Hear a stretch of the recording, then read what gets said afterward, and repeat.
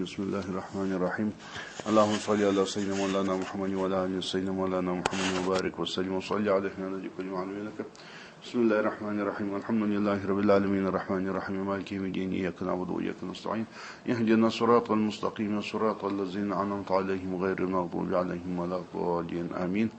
بسم الله الرحمن الرحيم قل هو الله احد الله الصمد لم يلد ولم يولد ولم يكن له كفوا احد بسم الله الرحمن الرحيم قل هو الله احد الله الصمد لم يلد ولم يولد ولم يكن له كفوا احد بسم الله الرحمن الرحيم قل هو الله احد الله الصمد لم يلد ولم يولد ولم يكن له كفوا احد اللهم صل على سيدنا مولانا محمد وعلى ال سيدنا مولانا محمد وبارك وسلم وصلي عليه وعلى كل معلمينك اله العالمين جي ختم حساب نور حضرت شمس مبارك مولانا صفوت بزرگون زرگون ارسلی فیضات برکات انوار رحمت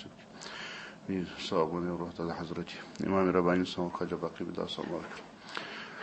حضرت شاه ولي شاه نقشبند سمارك حضرت سمارك اجان سرگون فلات بزرگون زرگون ارسلی فیضات برکات انوار رحمت بسم الله الرحمن الرحيم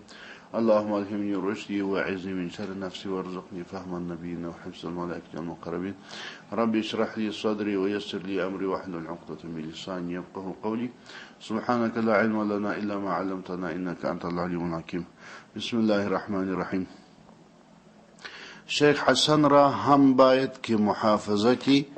خاطری هم پیرگان نماید دا درمخه خود حضرت امام رباني سمرک توصیه نور ملګرتوي چې د شیخ حسن صاحب مراعات وساتي او د شیخ حسن صاحب هغه خپل سر حلقه جوړ کی او د مولانا احمد برکی صاحب پر ځای باندې مقرر کی او د زیات احترام وساتي دا خود هغه د فار توصیه و شیخ حسن صاحب هم توصیه کی چې د هم باید محافظه او ساتل د خاطر د همپیرګانو وکي یعنی دا نور ملګری دوستان چې د سرناسي د ټول د همپیرګان دي دی خو ټول د یو فر مریدان او سالکین دي نو دی هم د خپل ملګرو د خپل انډیوالانو د هغه خاطر دي ډیر وساتي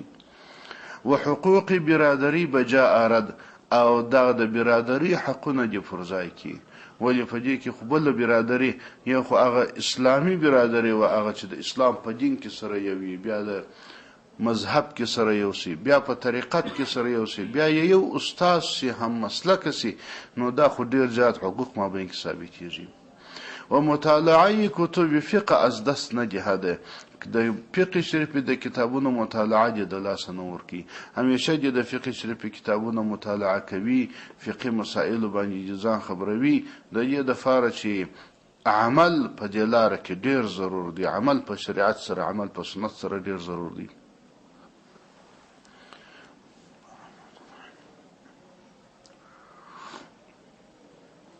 فنن زمانه کې د سالکینو د فار د ټولو کتابونو څخه ضروري کتاب زما فکر باندې ریاض الصالحین شریف دی ریاض الصالحین شریف باید سالکین خامخا روان وي همیشه باید وویل سي چې خلاصیږي بیا وویل سي چې خلاصیږي بیا وویل سي ملګري باید خامخا د ریاض الصالحین شریف باید مستفید سي ځکه چې احادیث ډیر معتمد او هغه احادیث ډیر کم دي پکې کې یا بیخي نسته پکې کې چې هغه اختلاف د مذاهب پکې کې خبرې نسته پکې کې ټول هغه احادیث مبارکان چې په هغه کې اصلاح د انسانانو موجوده ده او ټول انسانان واغه ته مجبور دي او سنت طریقې تقریبا ټول پکې کې دي ریاض الصالحین شریف څه باید څوک تیر نشي ریاض الصالحین شریف خامخا باید انسان سره موجود وي او مطالعه کی او وایي د احادیث مبارکانو کتابونو کې چې یو ریاض الصالحین شریف سره وایي بس کفایت کی دا د انسان لپاره د ډیرو ضرورت دي تر مشکات شریف دا کتاب ضرور دی خلکو کې مشکات شریف ډیر مشهور دی مګر د مشکات شریف ریاض الصالحین شریف ډیر ضرور دی او په دې خاطر چې مشکات شریف کې داسې احادیث مبارکان ډیر څه چې په هغه کې اختلاف د مذاهب موجود وي هغه کې څلته رقم سوالونه رقم خبري رقم اشتباهات سره د پیښیږي نو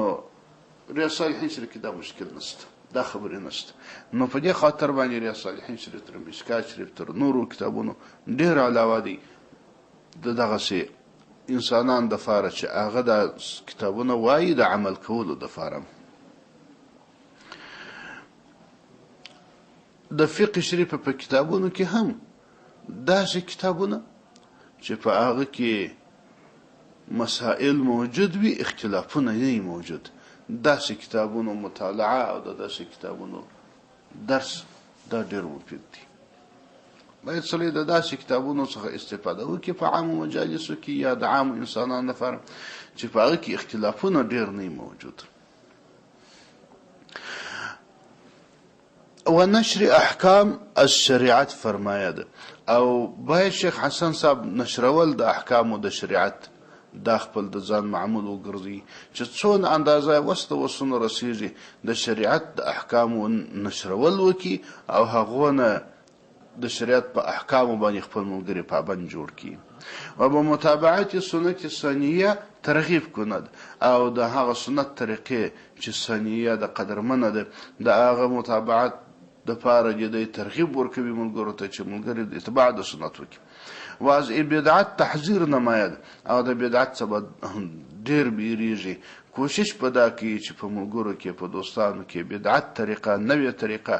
پیدا نشي داسې شان پیدا نشي چې د شریعت سره مخالف یا په شریعت کې په هغه باندې امر نه سوی و طریق التجا و تضرع و زاری را از دست ندهد او همیشه دی التجا زاری عاجزی الله جهو ته پناه وړل دا د لاسه څه نور کې همیشه دې په دې باندې مشغول وي مبادا نفس اماره از راه ریاست و تقدم بر اقران در مهلک اندازه ده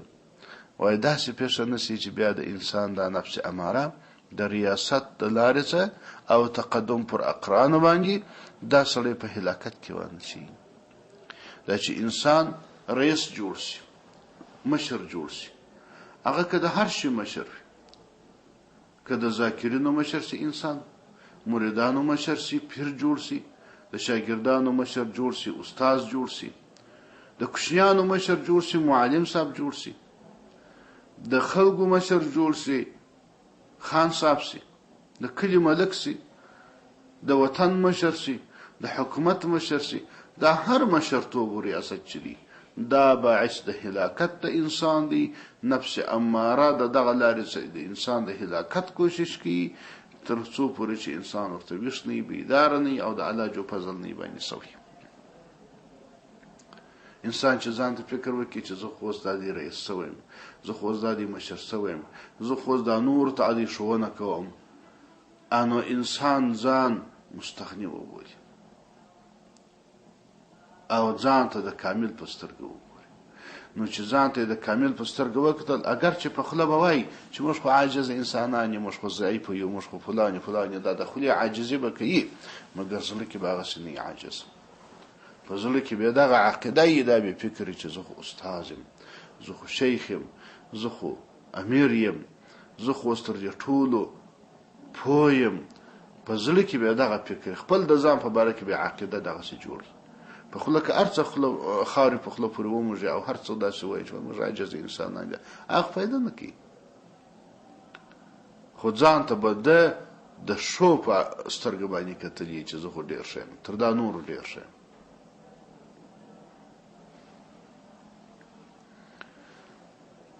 نو د دغه لارې څخه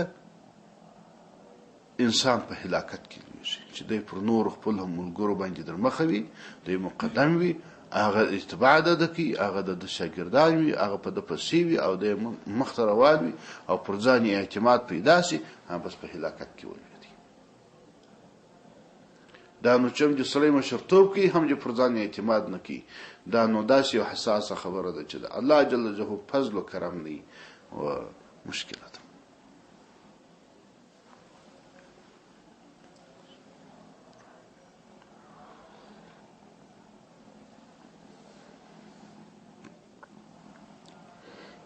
دا مشایخ مبارکان الله جل جلاله چې امداد د چا سره وي د خدای تعالی فضل و کرم د چا سره وي نو بیا تنبیه وکړي خبر وکړي پوکیه مشایخ مبارکان چې الله جل جلاله فضل باندې کړی وي نو بیا یې خدای تعالی په داسې مواندو کې پوه کوي. تر دې پورې مې یو قصه د شاه عبدالرحیم صاحب راپه یاد شو. شاه عبدالرحیم صاحب یو قصه راځي چې دی وایي را روان وم په یو ځای کې چې ومې کتل سیلاب راتلی او د سیلاب یو کوچنی کوتری راخستی دی دا د سپي کوچنی بچی دی دا یې راخستی دی او دا اوبه سره پورته کښته کوي خو زما ډېر زړه باندې وسوځل شو. نو شاګرد ته مې وویل ما لوسته دا دغه راوکاږه سیلاب نو مانه اوبه ډېر راغلي وه په دا کوڅه او په دا سړک باندې اوبه ډېر راغلي وه دغه سپی یې راخستی و دا کوچنی هغه نه وکړي هغه ویل دا مردار حیوان دی و دا دی خو مطلب داسې نو کې کبر رقمه یې وکړي خو بیا زه ژر ورغلم هغه مې راواخیستی او بیا مې هغه سره وچ کړي سره ترتیب مې کړي بیا مې دلیل چاته وویل ما که دا خو د دغه علاقې معلومیږي څوک به د دغه د خوراک و او د ذمهواري واخلي چې مطلب دته خوراک ورکړي او دی تود کړي او دی سره سم کړي زه خو روان یم خو بیا یو نانوای و دا کار یې وکړي وایي زه ولاړم نو د دې قصې څه ما وایي ډېر خوند واخیستی ډېر ښه کیفیت یې راته پېښ کړي دي خبرې. بل کال را روان یم بیا پر هغه ځای باندې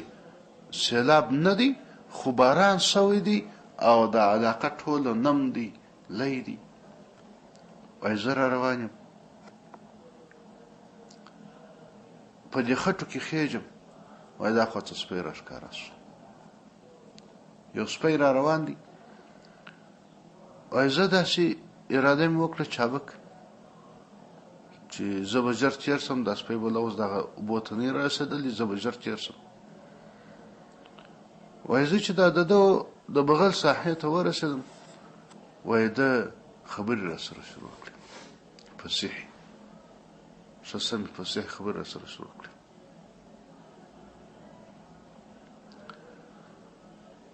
وایي ما ده چې خبرې شروع کړې زه هم ورته ودرېدم هغه خبرې مابین کې ډېرې سوي یو د خبرو څه دا وه چې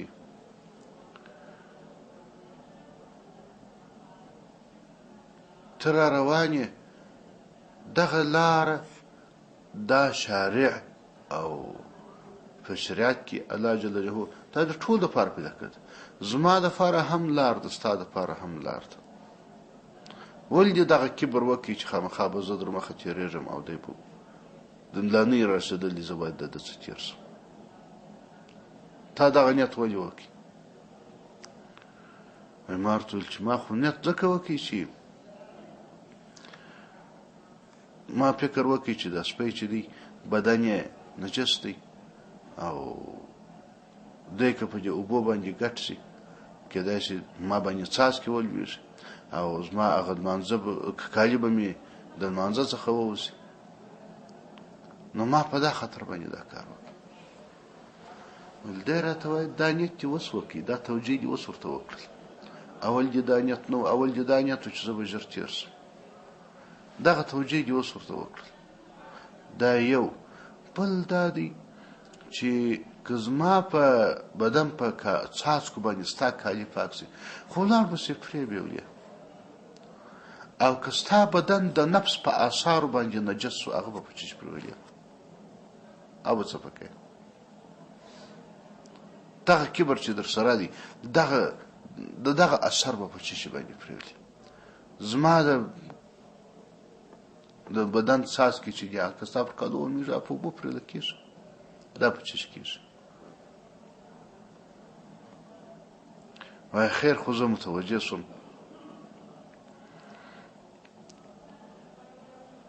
بیا مې نو وایي ده ته وویل چې نو ده نورې خبرې هم وکړلې وایي بیا نو روان شوم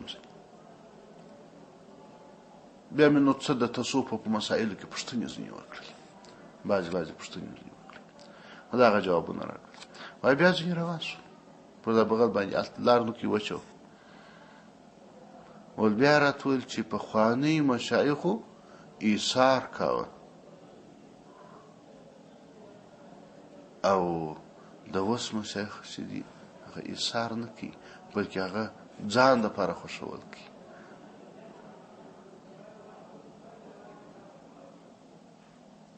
علما ورته ویل ایثار څه معنی؟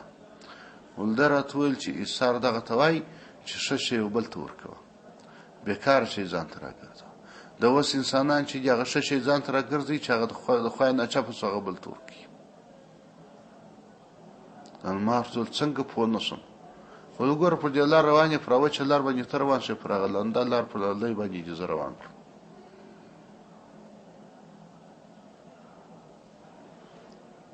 ایثار دې نه وکړي. دا د مشایخو د اخلاقو څه نه دي. د دې قسمه څه دوې درې خبرې نور به سره ته وکړلې او بیا مې رخصت ځینې واخیستی، ځینې روان سوم. چې ځینې روان سوم چې شاته مې وکتل شی نه و، هېڅ اعلان نه، هغه سپی و هېڅ اعلان. نو الله جل جلاله خپل په مخلوقاتو کې یو مخلوق په هغه عنوان باندې د سپي په عنوان باندې ورته راواستي، خبرې ورسره شروع کړي، اصلاح دغه په وکړي چې هغه چا باندې د الله جل جلاله فضل وکړي. او چې د الله فضل نه وي نو د ریاست په مقام کې، د پیري و د استادي په مقام کې انسان د دوزخ کندې ته لویږي. د الله جل جلاله د فضل نارې به سړی وي، د خدای تعالی د فضل غوښتنه به 24 ساعته انسان کوي، خصوصا که چیرې انسان استاد سو، شیخ سو، پیر سو او پر ځان باندې د کمال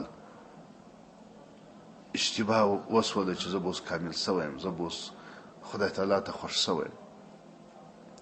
دا ډېره غټه دعوه ده چې سړی پیر جوړېږي، دا ډېره غټه دعوه ده چې سړی استاد جوړېږي.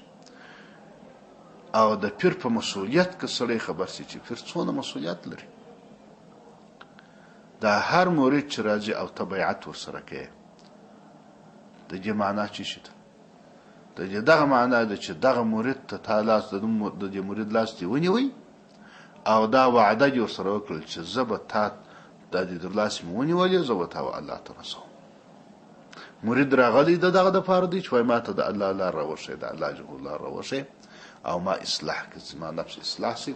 زه پاک سم او د خدای جل جلاله یو مخلص بنده سم. نو دا تا بیعت ورسره وکړي، تړون دې ورسره وکړي او پر هغه باندې دې امنت بالله وویلې، پر هغه باندې دې الله یو شاهد وګرځوي. ید الله فوق ایدیهم جوړ شوې. اوس به ته دا سړی و الله تعالی ته رسوي چې یوه ذره کمزوري پکښې وکړي، خائن پکښې بدل کېږي، په دې کار کې په خپل بیعت کې خائن بدل کېږي. ته به د انسان رسوي در الله تعالی پورې. دا سالک دی، بیعت یې وکړي، در سره راغلی دی درته د دې دپاره چې ما الله تعالی ته ورسوم. اوس به ته دا سړی الله تعالی ته رسوي. دا څونه غټ مسؤلیت دی، څونه غټ بار دی چې سړی پر اوږه اخلي او هغه هېڅوک هم نه ورسېږي. او بیا هم د سړي دا خیال وي چې زه کامل یم، بیا هم د سړي ذهن کې دا راشي چې اوس خو ته د ټولو مشر یې، ته د ټولو څه کامل یې. حقیقت خو دا دی چې سړی په داسې وخت کې تر ټولو لوی خائن جوړ شي. ولې چې خیانت دې وکړي، په بیعت کې دې خیانت وکړي. ها که چیرې داسې وه چې مریدانو سالکینو هغه قوانین د مریدۍ، هغه قوانین و آداب، هغه شرایط چې تا باندې ایښي دي که هغه دوی نه پر ځای کول، تا کوشش کوه دوی نه پر لاره نه کړل، هغه بیا مسؤلیت ته دی. او که دی په کامله توګه اتباع کوي او ته غفلت کوې، بیا بیا مسؤلیت ته چایي. نو د دغسې مسؤلیت څه؟ نو ځکه حضرت عمر صاحب مبارک په داسې وخت کې چې دی د مدینې منورې امیر سو، خلیفه د مسلمانان جوړ سو، مشر سو، رئیس سو، نو هغه اندازه چې د ده په وصف را هغه اندازه عدالت یې وکړي چې د یو ذره د ذرو د ده فکر په رسېدي هغه نه خدمت یې د خلکو وکړي، د ورځې و د شپې. هله هله هله په آخر کې وایي کشکې الله جل زما سره داسې معامله وکړي چې لا لي ولا لک، چې خدایه دا هر څه چې مې کړي دي ثواب یې مه راکوه، خو مسؤلیتونه چې ما پر اوږه پاته شه په مسؤلیت کې مې مه ګرفتاره کوه. خدایه در مسؤلیت ته راتېر شه دغه چې کړي مې د هغو د ثواب به زه تېر شم ثواب یې زه نه غواړم دغه معامله راسره وکړه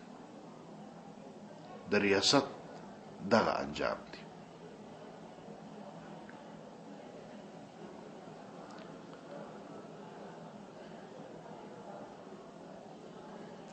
خو زمانه کې یو مینځه وه نو په کور کې د پاچا مینځه وه دا پاچا چې به کور ته رالی نو په کور کې د پاچا خپل کټ و خپل ځای معلوم و خپله خونه و کټ و ځای معلوم و ښه مجهز پوست کټ و ډېر ترتیب شده یو وخت دا مینځه راغلې ده د پاچا پر کټ باندې بیده سوې ده د پاچا پر کټ پرېوتل او داس ډېر وخت دا فکر ورسره و کلونه کلونه چې د پاچا څنګه کټ دی او دا به څنګه منظم ځای وي دا به څنګه پوست ځای وي څونه خوند به کوي چې زه یې وخت په دې کټ باندې پرېوتلی وم دا د یو وخت موقع پیدا سوله په کور کې نور څوک ستا یا نسته خو مطلب دې ته موقع پیدا سول راغله دا پر دې کټ باندې ګوله پرېوته ور یې بېده سول د پاچا د وراتلو وخت رالی پاچا چې کټ ته د راتلو وخت رالی او رالی کټ ته په ګوري مینځه پرته ده پاچا خو داسې فکر یې هغه کبرجن فکر نور خادمان چې ورسره وه هغوی چې دا حالت ولید چې فوراً یې دا مینځه راولاړه کړې ده او مینځه ته یې وهل شروع کړله چې ډېرې لښتې وواده و ډېرې چلاخې وواده تا څونه بې ادبي کړې ده چې ته د پاچا پر ځای پرته یې نو وایي مینځه ډېر وژړل مینځه وخندل بیا یې وژړل پلار ښه وخندل بیا یې ښه وژړل وایي پاچا اریان شو چې دا خندا و ژړا دا څه معنا لري بیا راوغوښتل وایي ولې وخندل ولې ویل په دې مې وخندل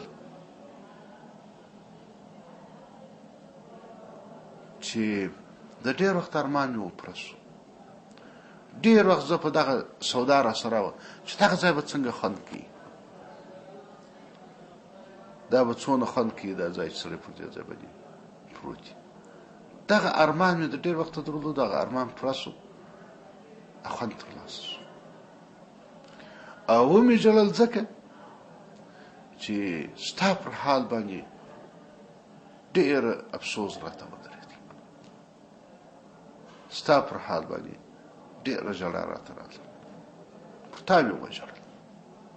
وخت مې در سره تېر کړ دی زړه مې در باندې خوږېږي ستا پر حال مې ډېر وژړل هغه وویل ولې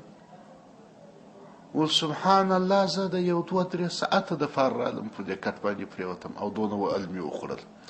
ته چې سر کال پر دې کټ پروت یې څه حال به دي دا زما د یوې ورځې د څو ساعتو نتیجه دغه وه په یو څو ساعته باندې زما دغه عادو بدن مې اوس داسې خوږېږي دونه وعل مې وخوړل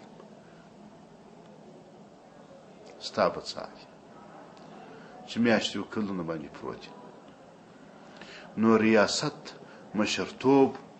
پیري استادي دا داسې اسانه کار نه دی د دې ډېر غټ مسؤلیت دی نو دی وایي مبادا نفس اماره از راه ریاست و تقدم بر اقران در محلک اندازه چې په دغه لارې دې هلاک نه کړي و خراب و ابتر نه سازد و خراب و ابتر سازد داسې نه چې د دغه لارې دې خراب و ابتر وګرځوي و همه وقت خود را قاصر و ناقص داند و طالب کمال خود باشد ټول وخت به دا فکر در سره چې خپل ځان به قاصر و ناقص بولې او خپل د ځان د کمال طالب به یې خپل په کمال وپسې همیشه به دا فکر در سره چې زه خو ناقص پاتې یم خدای زما د کمال لاره ماته خلاصه کړه نفس و شیطان دو دشمن قوی در کمینند نشود که از راه بیندازند و خائب و خاسر سازند نفس و شیطان هغه دوه قوي دشمنان دي چې په کمین کې ناست دي او همیشه د دې دا کوشش دی چې سړی د لارې څخه وباسي او خطا یې کړي نو نه باید چې د دغه لارې څه مو دا دښمنان در باندې مسلط سي او تباه و برباد مو کړي، خائب و خاسر مو وګرځي. همه اندر ز من به تو این است که تو طفلی و خانه رنگین است. زما ټول نصیحت و تا ته دغه دی چې ته تر اوسه پورې کوچنی یې او دا خونه رنګینه ده. د کوچني خو دا طبیعت دی، برېښندوکي شان، زرین شان، دا روښانه رنګونه، په دې پسې ډېر کوچنی مه یې. هر ځای چې زرین شی ویني، ګروپ ویني، روڼا ویني، بس په دې پسې پر مین دی.